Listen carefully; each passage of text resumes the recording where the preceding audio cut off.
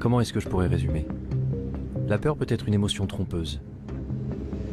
Ce qui de loin peut sembler effrayant ne l'est pas forcément quand on s'en rapproche. Nous avons souvent peur de ce que nous sommes conditionnés à craindre. Les gens derrière les masques, les endroits inconnus et sombres. Fais gaffe, on ne doit voir que moi et le conteneur dans le cadre. A priori, ma mission était loin d'être compliquée. Décrire le Darknet en 3500 mots.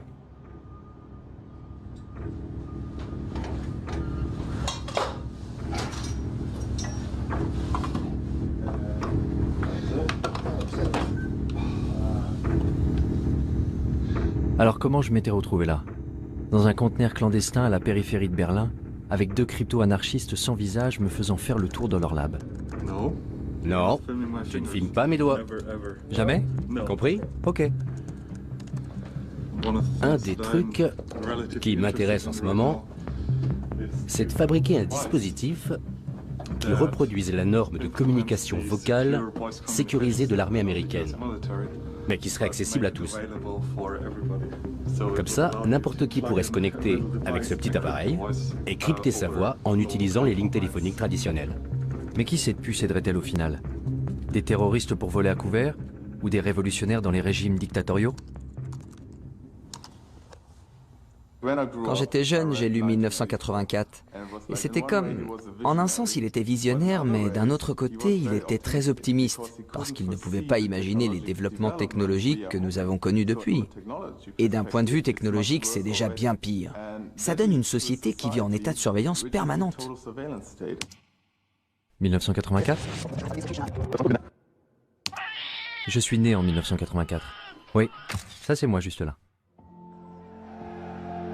C'est précisément l'année qu'Orwell avait imaginé comme étant le début de la fin de notre vie privée. Un monde dans lequel Big Brother nous surveillait en permanence.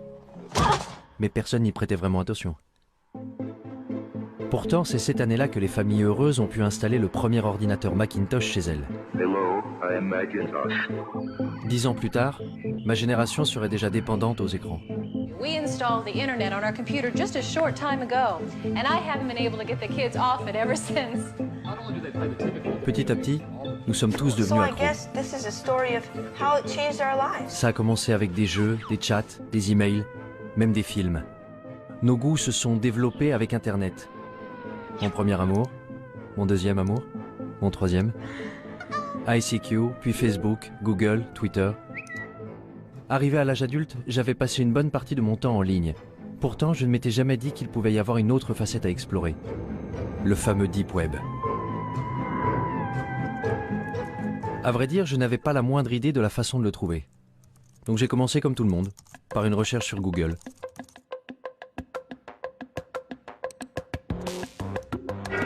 What lurks beneath the surface of the internet? The deep web. What is it exactly? Well, it's kind of a vague term because it's comprised of anything that's just not indexed by search engines. Ok, tout ce qui n'est pas indexé. Je n'irai donc pas bien loin avec Google. If we want to compare the size, then one great analogy is that the surface internet, the stuff that's indexed by Google, that would be sort of like the tip of an iceberg. La partie émergée de l'iceberg? The majority of users can only access 1% of all the information the World Wide Web has to offer. The rest, deep beneath the surface, is known as the deep web. Donc le Deep Web est une sorte de dépôt de données inaccessibles, rempli par les banques, les gouvernements, les entreprises, et contenant en plus une partie invisible? There's the regular internet, and then there's something called the darknet, an underground system of anonymous websites that are untraceable. Qu'est-ce que le Darknet? Pendant longtemps, tous ceux qui voulaient agir en secret, acheter de la drogue ou des objets volés, trouvaient que c'était très difficile à faire dans le monde réel. Parce que dans le monde réel, il faut rencontrer le vendeur et ensuite, il faut le payer d'une façon ou d'une autre. Parler du Darknet, c'est évoquer une nouvelle forme de commerce, un nouveau marché où les identités des acheteurs, des vendeurs et de l'argent lui-même échappent à la police ou à quiconque essaierait de traquer le crime ou d'autres choses. You can find ways to launder money, hire a hitman, get guns, The deep web is used by many to buy fake identities. Websites offer green cards, driver's licenses, and passports. Some use it for more sinister reasons, such as human trafficking or drug exportation. Ok, tu vois ça? C'est un système d'exploitation conçu pour les hackers. Rien à voir avec Windows ou quoi que ce soit de ce genre. Un système d'exploitation élaboré spécifiquement pour le piratage informatique. Tel Aviv est un hub pour les experts en cybersécurité. Ça n'a donc pas été difficile de trouver Danor Cohen, un pirate informatique white hat, qui agit pour la bonne cause. La première chose que Danor m'a montré, c'est à quel point ceux qui utilisent l'Internet ouvert sont vulnérables et exposés. Tu vois ça? Il y a le mot de passe réseau. Incroyable, non? Maintenant, imagine que tous tes secrets, tous tes mots de passe bancaires, ton Gmail, ton Facebook, toutes tes conversations privées, que tout ça soit visible avec un seul mot et envoie. En faisant le tour du quartier, Danor avait pu s'introduire dans l'ordinateur de pratiquement tous les gens à 100 mètres à la ronde. Comme les hackers, ils pouvaient intercepter mes informations sur Internet, tout comme la police pouvait utiliser ces mêmes outils pour surveiller les criminels. Si on est sur l'Internet ouvert et qu'on parle d'un trafic de drogue, il y a des systèmes qui balayent le réseau automatiquement. Il n'y a pas d'intervention humaine là-dedans. Et tu seras rapidement convoqué pour enquête. Mais sur le Darknet, rien ne permet d'arrêter à ton quelqu'un de faire ce qu'il veut. Je veux qu'on comprenne parfaitement ce qu'est le Darknet. Vous installez un logiciel dont la fonction essentielle est de cacher votre activité. Well, you're going to need some software. One of the most popular is called Tor.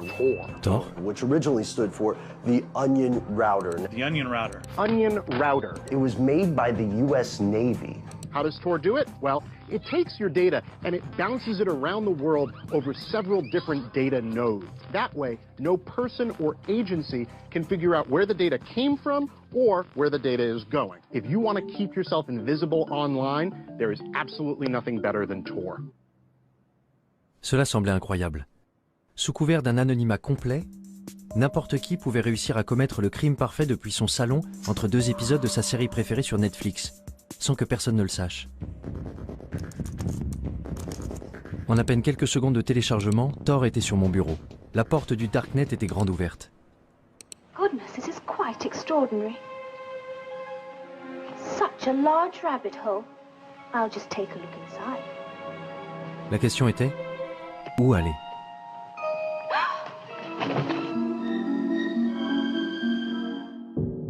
Mon premier arrêt a été le wiki caché. Ce n'était pas vraiment différent d'une page Wikipédia classique, seul le contenu était un peu plus... enfin, je sais pas, voyez vous-même. Des drogues, beaucoup de drogues. De l'herbe, de la cocaïne, de l'héroïne, de la méthamphétamine en cristaux. L'anonymat est quelque chose de très difficile et de rare à obtenir. Et pour cela, Tor est ce qu'il y a de mieux.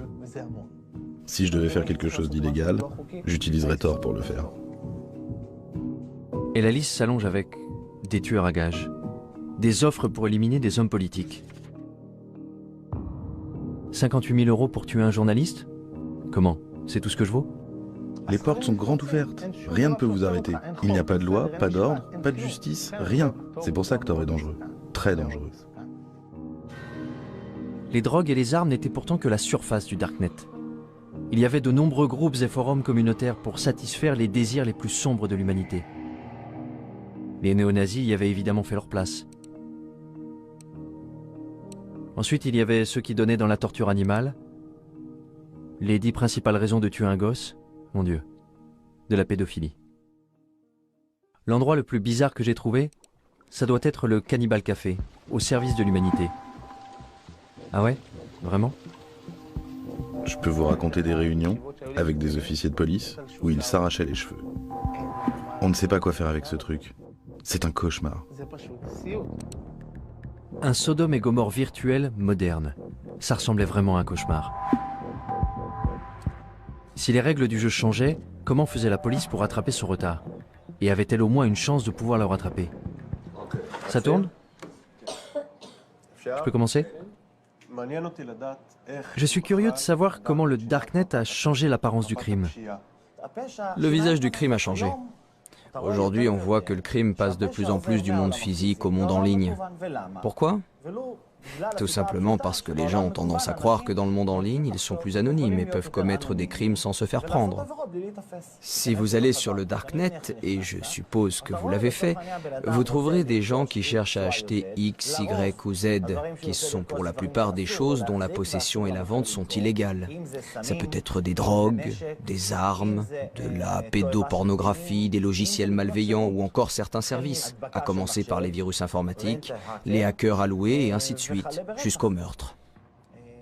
La liste des cybermenaces s'est allongée tant et plus. Mais je me demandais, est-ce que cacher son identité en ligne est un crime en soi? Concernant cette question de l'anonymat, vous considérez que c'est quelque chose de mal, quelque chose de bien, ou ça vous est égal? Vous savez, notre travail consiste à faire respecter la loi.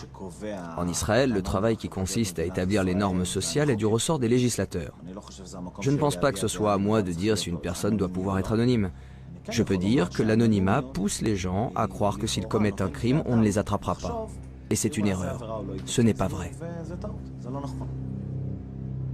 Alors penser qu'on pourrait absolument tout planquer en ligne serait illusoire?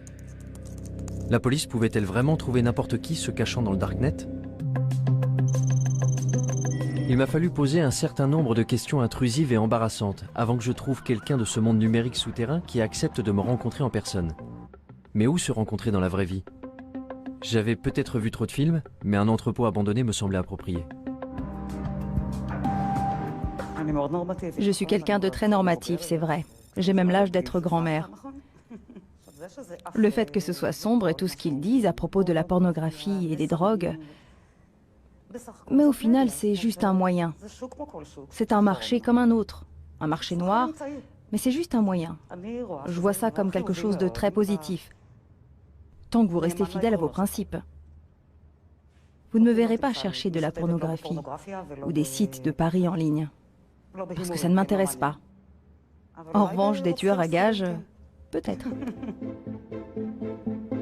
J'étais furieuse de ne pas pouvoir acheter là où je voulais un produit que je voulais. J'ai fait une recherche sur Internet et j'ai appris l'existence du navigateur Tor. J'y suis allée et j'ai vu par moi-même. C'est un monde fascinant. C'est une poudre qu'on utilise pour faire du hash soi-même. Beaucoup de gens le font. De la cocaïne? De la cocaïne aussi. Les médecins prescrivent bien de la Ritaline. Pourquoi commander de la cocaïne illégalement? C'est ce qui vous met en colère? Il n'y a pas de raison d'être en colère, c'est une vitrine. Ils ne font que montrer leurs marchandises. Et bien sûr, Shoshi n'était pas du tout telle que je l'avais imaginée. Elle ressemblait plus aux amis de ma mère qu'à quelqu'un qui utilisait le Darknet. Allez, ça ne vous fait quand même pas un peu peur? Ce n'est pas effrayant. Ce qui est effrayant, c'est ce que vous en faites. Vous pouvez faire de mauvaises choses avec, c'est vrai, mais le Darknet en tant que tel n'est pas effrayant. J'ai tendance à être méfiant vis-à-vis des gens qui me disent qu'il n'y a rien à craindre. Le Darknet n'était-il pas vraiment qu'un marché noir équivalent à eBay? La technologie a toujours eu un double visage, selon l'usage que l'on en fait. Prenez l'imprimante 3D par exemple. Fais descendre l'arme. Roy Cezana en a utilisé une pour imprimer en 3D un revolver dont il avait téléchargé le modèle sur le Darknet. Puis il est entré en douce dans un rassemblement universitaire où il y avait les hommes politiques les plus importants d'Israël. Il a dit que le plus drôle dans tout ça, c'est que tout le monde était debout autour et regardait.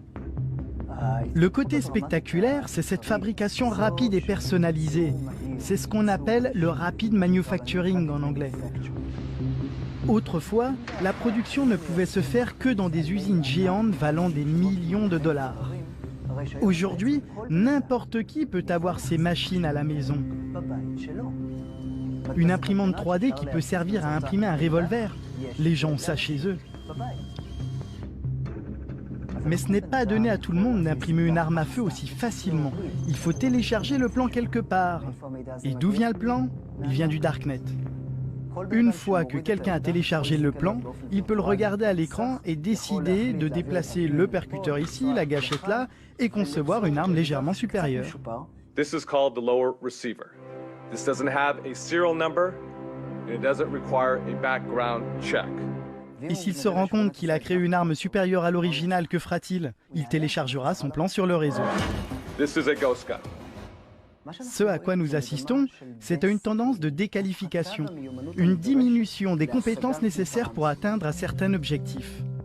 Vous voulez synthétiser des composés chimiques chez vous?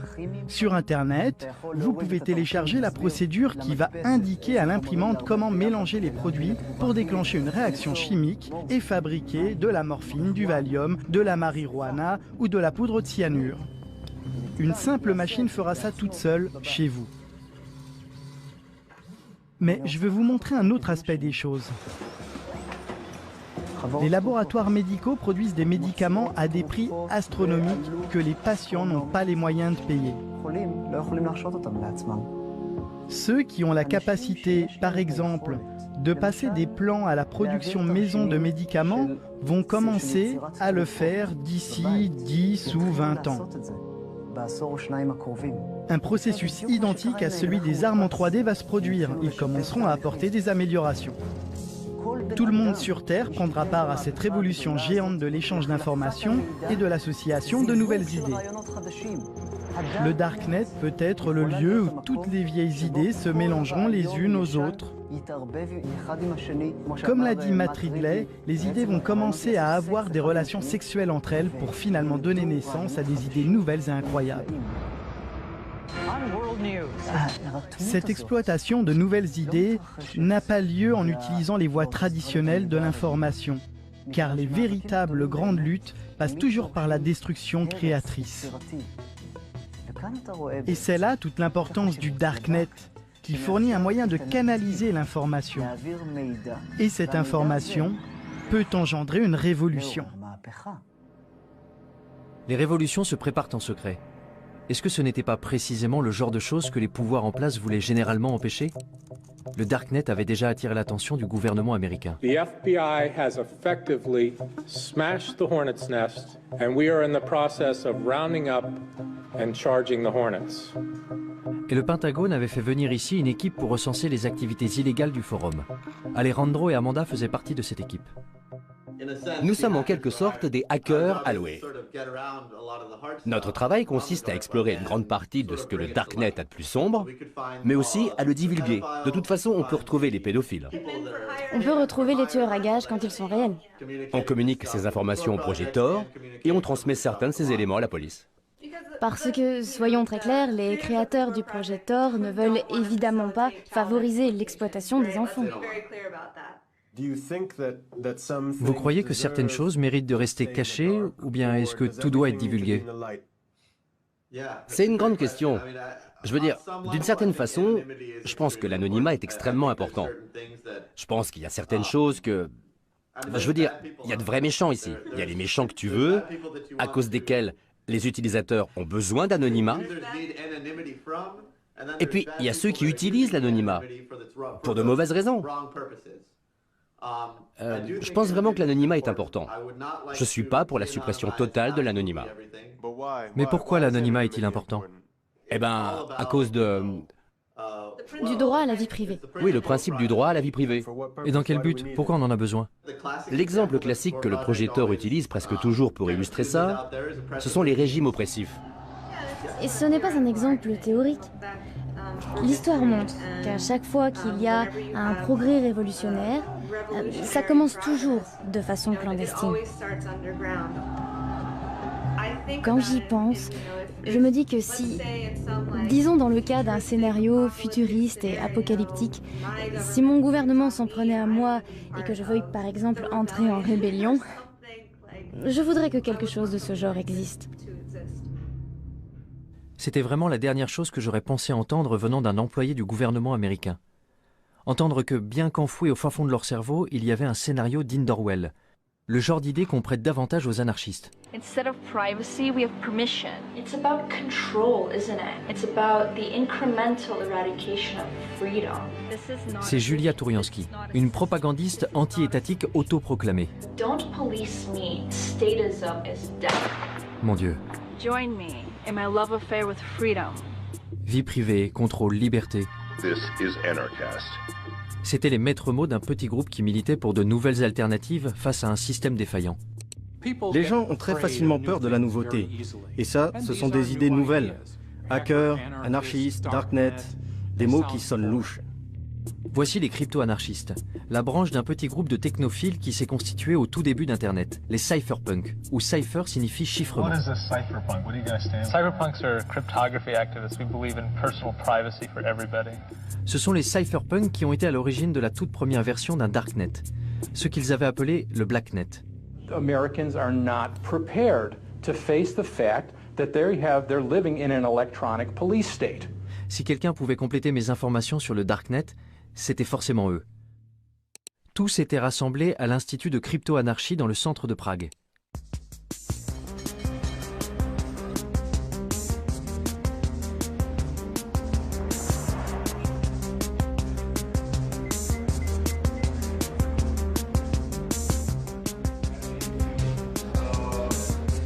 Parallelnipolis représente des outils et des moyens pour protéger nos libertés contre les tendances autoritaires des institutions politiques et sociales. Désolé, c'est vraiment privé. Vous ne pouvez pas prendre ces personnes en photo, ok? Pénétré dans le congrès des hackers à Parallelnipolis, je ne savais absolument pas dans quoi j'étais sur le point de m'engager. J'étais même tellement incertain que j'avais fait le tour du pâté de maison avant de me décider à entrer. Et quand j'avais finalement pu trouver quelques participants pour parler devant la caméra, ce n'était pas sans condition. C'est bon? Super. On entre? Bon, quand vous serez prêt, vous pourrez vous asseoir. Pourquoi ce masque? Pourquoi ce déguisement? Eh bien, je pense qu'aujourd'hui, il est très important de protéger sa vie privée. Et vous savez, il y a beaucoup de reconnaissance faciale dehors. On vit à une époque où les algorithmes informatiques automatiques recherchent les visages dans tous les médias. Et je ne veux vraiment pas que mon visage me suive partout où je suis. Si tu veux me rencontrer, si tu veux me voir, viens me voir en personne. Les médias, c'est pas mon truc. Alors comment est-ce que tu parles de toi? Quelle est ton identité? Eh bien, dans le contexte d'aujourd'hui, appelle-moi Smuggler. Et ta mère, comment t'appelle-t-elle? Ça, je ne te le dirai pas. Demande à ma mère. Fondamentalement, la raison pour laquelle nous voulons le respect de la vie privée, c'est parce que cela permet une action humaine libre, conforme à notre propre volonté. L'homme se développe quand il utilise son propre esprit et fait ses propres choix, bons ou mauvais, et qu'il en assume les conséquences. Voilà comment on grandit. Tu dois être capable de te planter sans te faire démolir.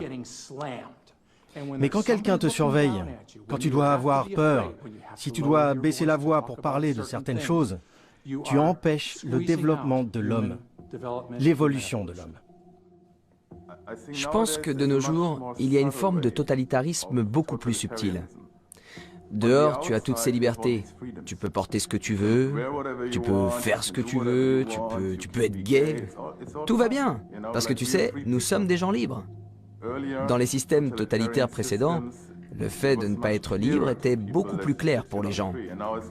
Maintenant, c'est genre, tu es ce consommateur heureux qui peut regarder tous les films sur Netflix, mais dès que tu essaies vraiment de pousser un petit peu pour changer le système, tu te fais attaquer.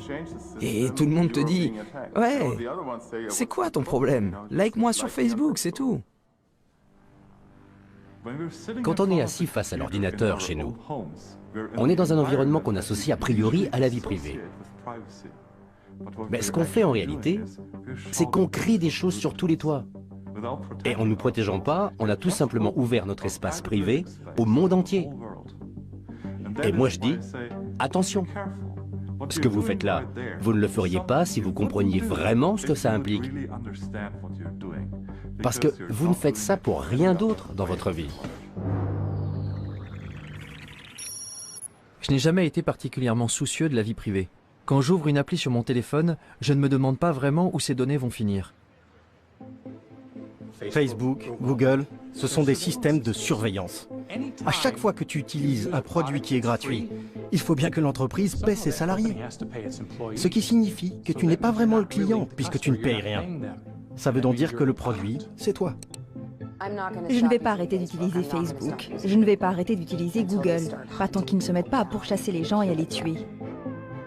L'idée que les gens de ma génération arrêtent soudain d'utiliser un média social semblait un peu folle. Et grosso modo, mes amis étaient de mon avis. Je veux dire, c'est nul que tu ne puisses pas dire tout ce que tu as envie de dire. Je pense que j'ai admis l'idée que j'étais surveillée. Je ne fais rien d'illégal. Pas sur Internet. Si je n'ai rien à cacher, pourquoi est-ce que je devrais avoir peur? Je me demande si j'ai quelque chose à cacher. Ta vie privée n'est pas violée au moment où quelqu'un prend tes photos et les met en ligne. Ce n'est pas là qu'il y a violation de ta vie privée. Il y a violation de ta vie privée quand quelqu'un veut tes photos et les stocke. C'est à ce moment précis qu'il y a violation. Quelqu'un qui prend tes données et qui les stocke. Parce qu'il pourrait avoir envie de les utiliser.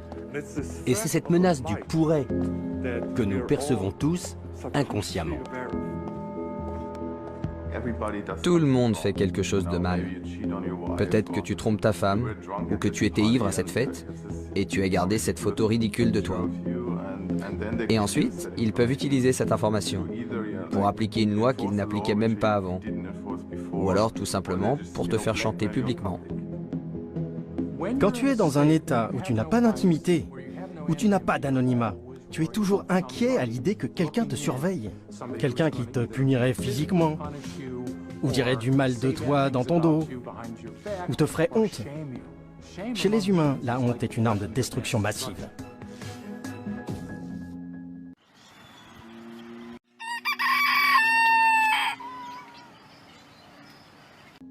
Alors que devons-nous faire pour préserver notre liberté?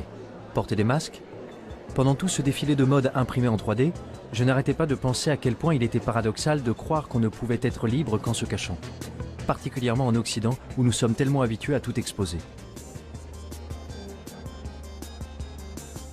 J'étais au Caire au moment du printemps arabe, en même temps que Shira Frenkel, qui écrivait sur les événements dramatiques qui s'y déroulaient.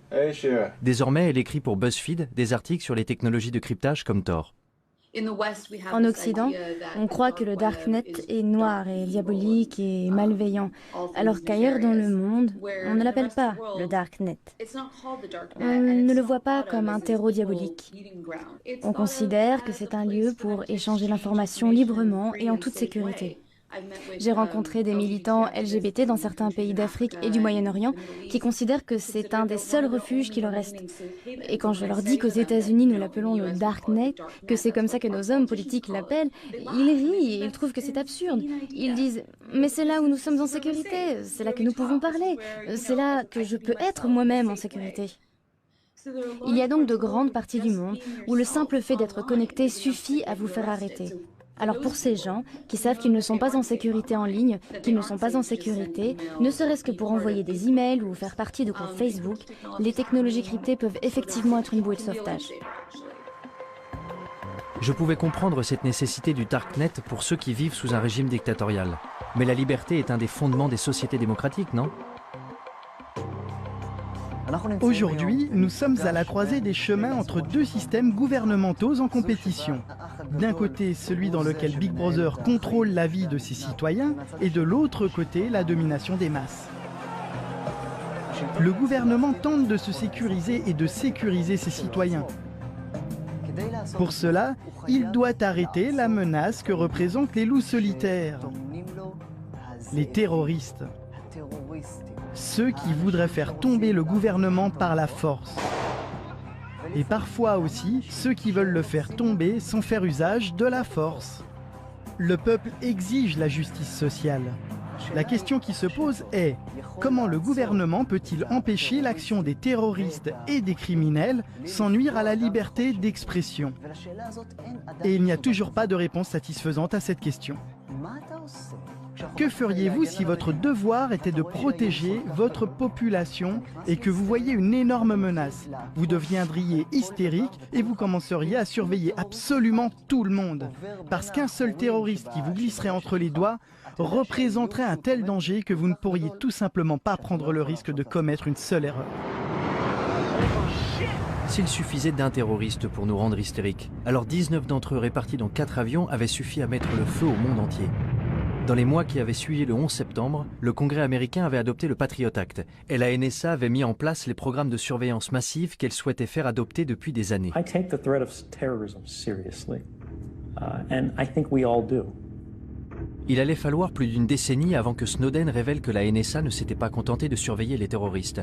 Elle avait également espionné des millions d'Américains innocents. I think it's really disingenuous for the government to justify programs that have never been shown to keep us safe, but cost us liberties and freedoms that we don't need to give up. Quand je suis revenue aux États-Unis et que je parlais aux gens des fichiers Snowden, beaucoup d'entre eux haussaient plus ou moins les épaules en disant « Et alors, qu'est-ce que tu crois? Bien sûr que le gouvernement fait ça, bien sûr que le gouvernement nous surveille de telle et telle façon. » Et là, j'ai trouvé que c'était intéressant. Que d'un côté, il y ait ces fichiers, ces documents qui allaient révéler d'une manière sans précédent la façon dont le gouvernement nous espionnait, et qu'en même temps, il y ait des Américains qui haussent les épaules en disant simplement « Et alors ?» Ils disent qu'ils veulent l'information parce que c'est pour notre bien. Eh bien, ça pose un problème. D'abord, parce qu'ils recueillent et récupèrent absolument tout ce qu'ils peuvent, uniquement parce qu'ils en ont le pouvoir, et aussi parce que, pour être honnête, si vous êtes au gouvernement, si vous faites ce genre de travail, il y a de grandes chances pour que vous ayez une sorte de tendance obsessionnelle au contrôle, psychologiquement parlant. Ils aiment contrôler. Ils ne veulent rien laisser au hasard. Quelque chose de grave pourrait arriver si nous ne contrôlons pas cela. Sauf que quelque chose de grave peut toujours arriver. Mais si on va par là, c'est sans fin. On peut voir dans les notes internes de la NSA que le gouvernement des États-Unis et la NSA avaient commencé à faire circuler des documents dans lesquels ils enseignaient à leurs agents les failles non pas des terroristes, mais de prédicateurs musulmans. Lorsque le gouvernement commence à lister les failles de prédicateurs musulmans, en désigne un et dit « lui, il regarde des pornos en ligne ». Tout à coup, le gouvernement a le pouvoir, juste comme ça, de détruire la réputation et la crédibilité de toute personne dont il n'approuve pas le message. I have a dream that one day this nation will rise up. Peut-être, je dis bien peut-être, que même pour les plus grands prédicateurs, comme Martin Luther King, qui entre parenthèses trompait sa femme à gauche et à droite et fumait de l'herbe, ce qu'il essayait de cacher, peut-être que ce serait pareil, et que s'il était vivant aujourd'hui et s'apprêtait à fonder le même mouvement pour donner des droits aux Noirs en Amérique, le gouvernement pourrait l'en empêcher très facilement. Et s'il est possible de faire ça à n'importe qui, jusqu'où cela peut-il conduire l'État? Quand les voix opposantes sont plus entendues? Quand il n'y a pas de véritable démocratie pour pouvoir forcer le gouvernement à changer de cap et à choisir une direction plus stable? Cela augure des temps obscurs. Si c'était le cas, où le prochain Martin Luther King pourrait-il alors diffuser son message? Pour les crypto-anarchistes réunis à Prague, la réponse était claire. Dans des endroits comme le Darknet. Mais pour eux, la diffusion du message n'était que la première étape. L'étape suivante consistait à construire des systèmes pour remplacer entièrement ceux du gouvernement. Les crypto-anarchistes sont des anarchistes qui croient en l'utilisation de la cryptographie pour créer une zone libre, une terra nova, un territoire libre entouré de murs de cryptographie. Grâce à la cryptographie, ils peuvent discuter, utiliser des monnaies cryptographiques et créer, dans une très large mesure, un monde séparé dans lequel ils peuvent évoluer. Mais comment ce monde séparé pourrait-il bien fonctionner si nous sommes complètement dépendants de l'État? Ce que l'État crée, c'est un amas de bureaucratie, des tâches dénuées de sens que l'on doit faire chaque jour, comme aller au bureau et subir toute cette taxation. Mais l'État répond également à des nécessités premières, comme la sûreté, la sécurité, les routes et tout le reste. Cependant, toutes ces choses peuvent être fournies par le secteur privé au moyen d'outils décentralisés. Donc, tout cela peut être pourvu par des fournisseurs internationaux, ou par un fournisseur d'un tout autre pays. Les frontières n'ont plus aucun sens dans cet environnement. Car sur le Deep Web, l'endroit d'où tu te connectes, ça n'a absolument aucune importance. Donc l'alternative à l'État dans les systèmes grandissants du Dark Web est un appel à la révolution? J'ai finalement réussi à trouver Julia Touriansky, dont les clips tape à l'œil sur YouTube m'avaient conduit à Prague. But you cry, prove anarchy works, and we say, welcome to anarchy, population everyone. Y avait-il une chance pour que les idées anarchistes soient un peu plus pragmatiques de vive voix? Vous savez, je pense que les gens ont besoin de conseils. Les gens ont besoin d'un certain degré de gouvernance. Mais la différence, c'est que la gouvernance ne doit pas être imposée aux gens. Aussi longtemps qu'on peut se désengager et partir, alors moralement, c'est en accord avec une philosophie anarchiste. Donc bon, je ne suis pas naïve. Je ne pense pas qu'il y aura un grand effondrement qui nous donnerait une magnifique anarchie. Je crois que l'idée, c'est plutôt de créer ces petites communautés pour soi-même et de trouver des endroits d'où on a la possibilité de se désengager et qui se diversifient et qui soient plus dispersés et plus accessibles. L'un des systèmes utilisés par la communauté crypto-anarchiste pour se désengager était le Bitcoin. Une crypto-monnaie permettant d'effectuer des transactions en ligne de manière anonyme et qui avait déjà fait les manchettes des journaux du monde entier. Et une fois que vous avez la monnaie virtuelle, vous n'êtes pas très loin de commencer à bâtir des États virtuels. Hier, il y avait une conférence sur la BitNation, qui est un projet qui montre que la technologie blockchain peut être utilisée pour des services qui, en temps normal, ne sont fournis que par les gouvernements et les États. BitNation is creating a new world where thousands or millions of nations actually compete for customers by offering better services. It's a world where everyone can choose. La BitNation est une nation, et être une nation implique de connecter entre eux des gens qui partagent des valeurs similaires, familiales, etc. Nous sommes d'accord. Donc je dirais que la BitNation est un État apatride. Si vous dissociez la gouvernance du territoire, vous n'avez pas à craindre pour vos propres principes de gouvernance. En parallèle de l'État apatride, il y aurait des crypto-marchés en ligne pour les produits de tous les jours. En gros, la version familiale et conviviale de ce que j'avais déjà vu sur le Darknet. Il y aura des crypto-marchés décentralisés, anonymes, qui seront techniquement impossibles à fermer par le gouvernement. Le système financier et social va s'effondrer. Aucune approche rationnelle ne peut dire comment le système social va pouvoir survivre, surtout quand il y a tellement de personnes âgées et seulement un petit nombre de gens jeunes et productifs. Je pense donc que le système social du gouvernement va s'effondrer. Et donc passer à quelque chose de totalement nouveau peut être une bonne chose. Le gouvernement qui s'effondre, des systèmes parallèles pour le remplacer. Les crypto-anarchistes étaient dans la droite ligne des cypherpunks et de ce qu'ils avaient écrit en 1988. Regarde ce que les cypherpunks écrivaient avant que la technologie d'aujourd'hui existe. Je veux dire, ils peuvent être fiers d'eux. Vous avez raison. Lire leurs écrits revenait un peu à lire une prophétie de science-fiction. À l'ère électronique, la vie privée est nécessaire pour une société ouverte. Tout ce qu'ils avaient prédit il y a plus de 30 ans était effectivement en train de se réaliser aujourd'hui. Bitcoin, construire des systèmes anonymes avec de l'argent électronique. Wikileaks, la crypto-anarchie permettra de mettre en libre circulation les secrets nationaux. Darknet, des systèmes qui permettent de faire des transactions anonymes. Crypto-marché, un marché informatique anonyme permettant d'échanger des biens illicites et volés. Ils avaient même prédit la façon dont les gouvernements répondraient à ces développements. L'État essaierait de ralentir la propagation de ces technologies au nom de la sécurité nationale. Chaque fois que quelqu'un fait quelque chose qui protège la vie privée, il ne se passe pas longtemps avant que le gouvernement et les médias officiels brandissent un de leurs arguments à la carte. C'est mauvais parce que terroriste, ou c'est mauvais parce que drogue. Ce sont effectivement de mauvaises choses. Oui, c'est mal d'être un terroriste, mais là, ce que le gouvernement fait, ou ce que les adversaires de la vie privée font en réalité, c'est qu'ils jouent avec notre corde sensible. Ok, voyons. Wikileaks, gouvernement des États-Unis. The United States strongly condemns the illegal disclosure of classified information. It threatens our national security. If this becomes a standard currency, it could radically and dramatically transform the role of central banks.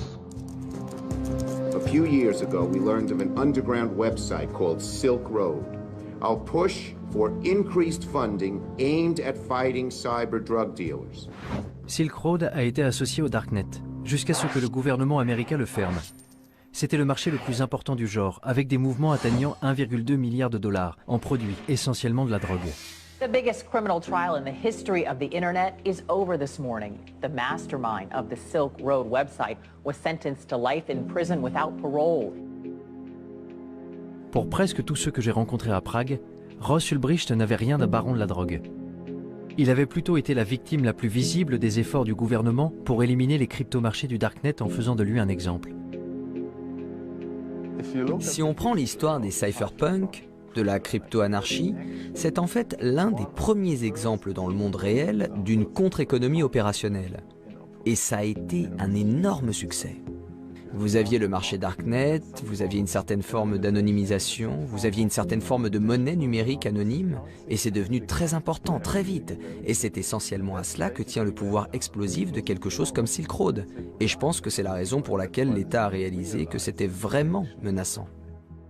Silk Road menaçait le statu quo. Il menaçait le pouvoir de l'État. Maintenant, imagine que ça existe pas seulement pour les drogues, mais que ça existe pour la nourriture, que ça existe pour l'énergie. Si tous les biens de la planète étaient disponibles sur le marché noir à des prix raisonnables, l'État perdrait la plupart de ses revenus, la majeure partie de sa capacité à réguler, la majeure partie de sa capacité à favoriser certaines entreprises. Alors, que se passerait-il ensuite? L'État perdrait son pouvoir. Si j'avais le choix, je voudrais que les gouvernements disparaissent. Si j'avais le bouton rouge qui dit tous les gouvernements, tous les États, tous les organismes obligatoires disparaissent immédiatement, j'appuierais tout de suite sur ce bouton. Plus d'État, plus d'administration centrale ou de banque. Que se passerait-il si on appuyait sur le bouton rouge? Un chaos absolu? Ou un nouveau départ? Je quittais Prague avec l'impression de revenir du futur. Mais un réveil brutal m'attendait dans le présent.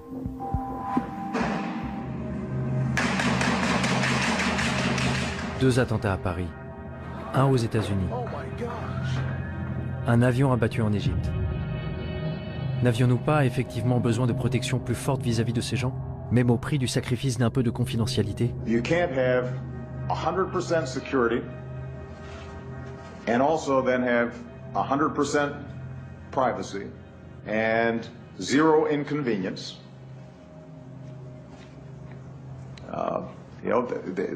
We're going to have to make some choices.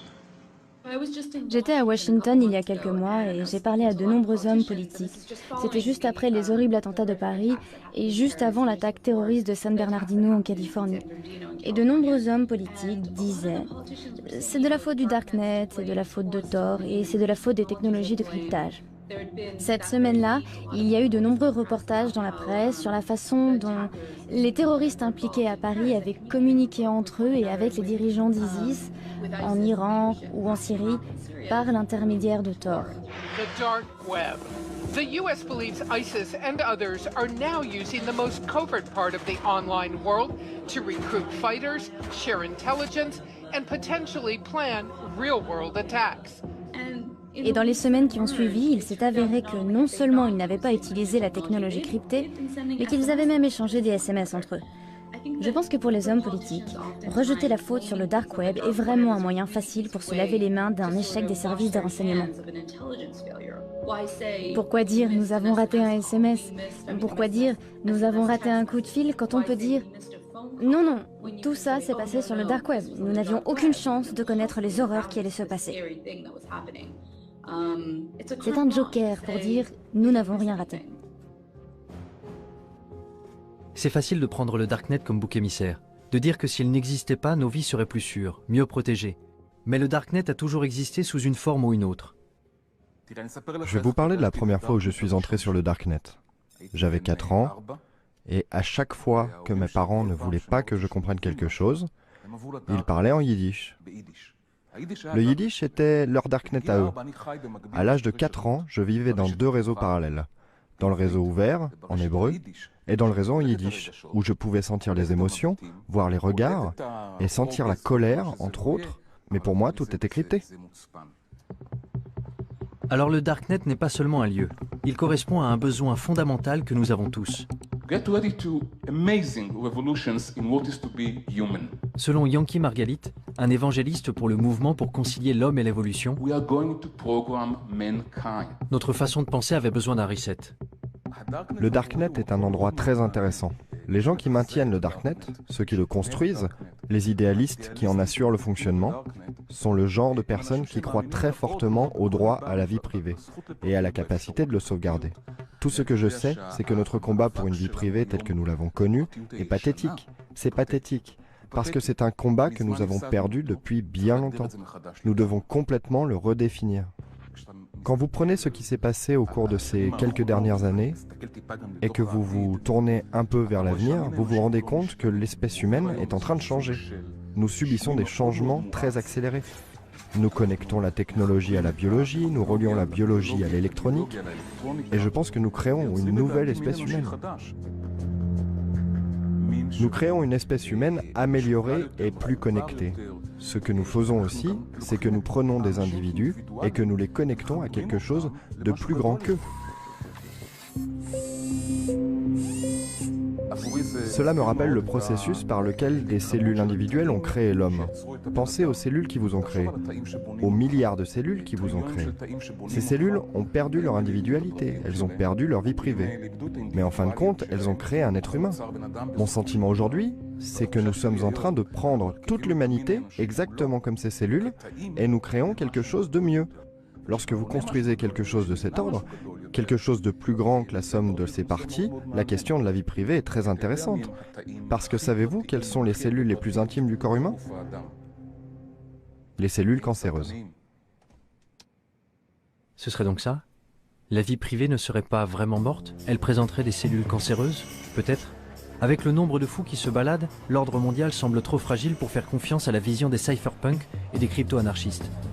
Particulièrement à ceux qui ne veulent pas montrer leur visage, non? Je m'apprêtais à terminer mon article, mais juste à ce moment-là, Smuggler sortit de l'ombre. Dans un chat IRC privé, il fit un sacré pas en avant pour un extrémiste de la vie privée. Il me dit que je devrais aller le voir.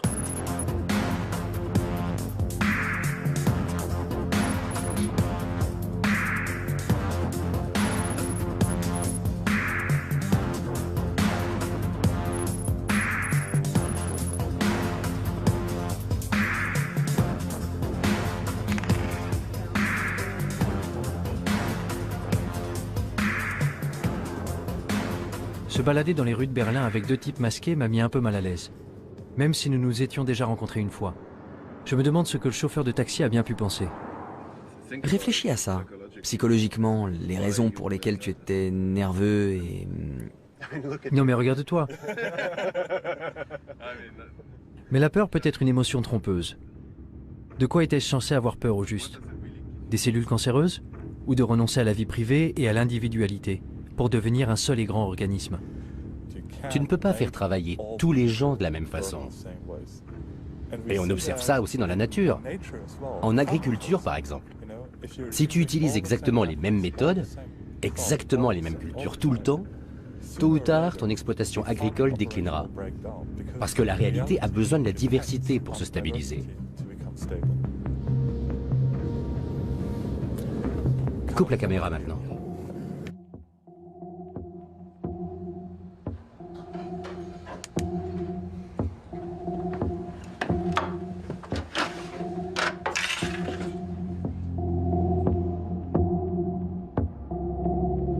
La vie privée est aux idées ce que l'évolution est à la biologie. Tu sais, pour qu'un écosystème soit sain, il faut des niches locales et il faut une transformation. Il faut aussi différents types d'organismes qui mutent, qui évoluent. Un certain nombre d'entre eux vont mourir, d'autres vont prospérer et globalement, c'est une structure très résistante. C'est la même chose pour une société en bonne santé. Il faut de nombreuses idées différentes et les bonnes vont effectivement survivre. Et si tu penses à ce futur, où toute l'humanité ne serait qu'un seul organisme allant dans une seule direction, il suffit d'un seul bug pour tuer le tout. Et c'est terminé. Game over. Et ce sera pire que nos pires craintes de guerre nucléaire. Je veux dire, rappelle-toi ce que nous avions avec le Troisième Reich en Allemagne. Imagine maintenant le Troisième Reich à l'échelle mondiale et aucun autre pays pour l'arrêter. Quel bordel! Malgré tous nos progrès, malgré tous les avantages de notre monde interconnecté, l'histoire serait tout de même condamnée à se répéter? Nous abordons un futur que nos parents ne pouvaient pas imaginer. Savoir ce qui en ressortira, c'est de la science-fiction. Mais moi, je ne veux pas vivre dans un futur où tout est contrôlé. Chaque bit de technologie, chaque bit d'information, comment il faut construire les choses, ce qu'il faut penser. C'est si énorme que George Orwell doit se retourner dans sa tombe. Parce que je ne crois pas qu'un tel futur sera vraiment durable. Alors à quel moment votre travail sera-t-il achevé? Jamais. Non, jamais. Je veux dire, certaines personnes travaillent pour la surveillance, et nous travaillons pour renforcer l'anonymat. On n'y arrivera jamais, mais c'est un idéal à viser. De plus, même si nous travaillons pour plus de vie privée, ça ne veut pas dire que qui que ce soit va arrêter de travailler pour la surveillance. Donc tant qu'ils travaillent sur la surveillance, nous, on a un travail à faire.